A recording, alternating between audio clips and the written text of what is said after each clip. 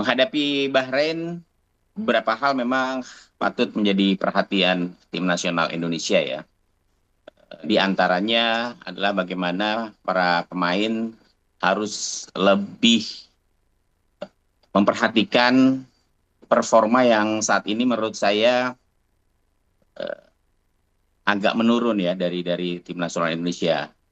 Setelah kekalahan dari Australia 1-5, penampilan Indonesia memang seperti kehilangan sentuhannya begitu ya dibandingkan dengan penampilan-penampilan sebelumnya. Walaupun ini memang wajar karena ada pergantian pelatih ya dari STY ke Kluivert. Kemudian persiapan yang sangat pendek pada saat melawan Australia. Selain itu juga diterapkannya strategi atau pola permainan baru yang menjadi ciri dari pelatih baru ya, Patrick Kluivert. Tampaknya ini belum bisa berjalan dengan baik, sehingga wajar kalau kemudian masih ada detail-detail yang kemudian tidak berjalan dengan baik di tim nasional Indonesia, khususnya pada saat menghadapi Australia. Nah, melawan Bahrain, saya pikir Indonesia harus lebih waspada ya. Bahrain yang sekarang menurut saya beda dengan Bahrain yang pada saat pertemuan di Rifa, Indonesia bisa bermain imbang 2-2. Ya, padahal waktu itu Indonesia nyaris menang ya. Penampilan Indonesia saat itu menurut saya lebih bagus dibandingkan dengan Bahrain. Sayangnya Indonesia gagal meraih kemenangan dan harus puas bermain imbang 2-2. Dan sekarang Bahrain menurut saya penampilannya jauh lebih baik ya setelah mereka kalah dari Jepang 0-2 di tanggal 20 Maret lalu. Tapi secara permainan ada peningkatan yang signifikan yang diperlihatkan oleh Bahrain ya. Setelah mereka sukses meraih juara Piala Teluk, mengalahkan Oman, ternyata penampilan dari Bahrain betul-betul lebih menjanjikan ya, lebih berbahaya. Jadi saya kira ini yang harus menjadi perhatian serius timnas Indonesia pada saat menghadapi Bahrain besok.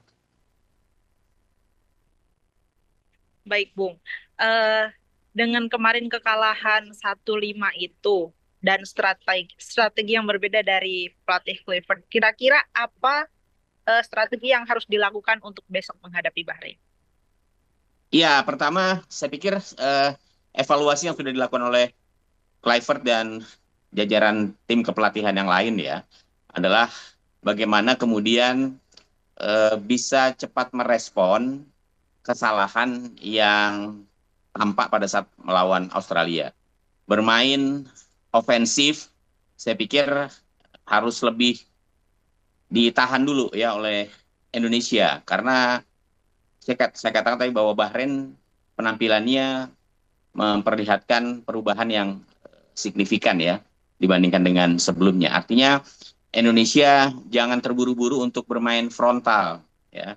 Indonesia jangan buru-buru untuk melakukan high pressing lagi kemudian melupakan area pertahanan. Justru yang paling penting menurut saya saat ini adalah bagaimana memperkuat ya lini pertahanan Indonesia dengan koordinasi permainan yang lebih bagus lagi. Seperti ketika halnya misalnya Indonesia meladeni Australia di Jakarta dan menang lawan Saudi Arabia. Saya pikir pertahanan yang solid, yang lebih fokus ini harus betul-betul diperlihatkan oleh Indonesia jika tidak ingin kebobolan dari Bahrain. Lalu, Bung, eh, menurut prediksi Bung Kasit, kira-kira siapa yang diturunkan untuk lawan Bahrain besok?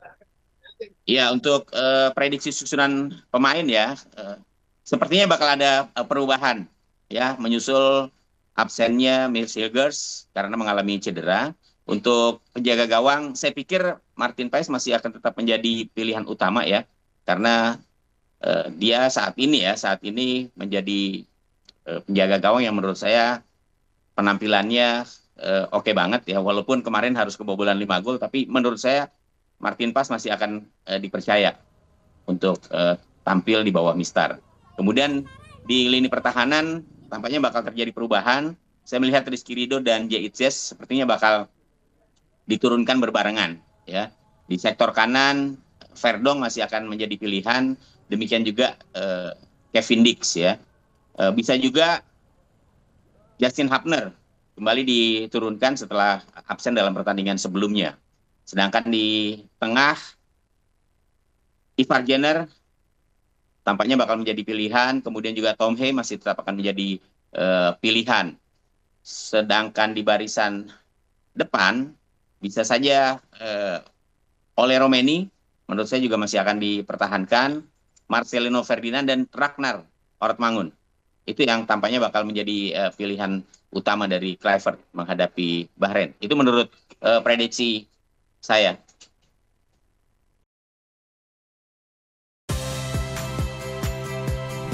Saya Audrey Chandra, saksikan program-program Kompas TV melalui siaran digital, pay TV, dan media streaming lainnya. Kompas TV, independen, terpercaya.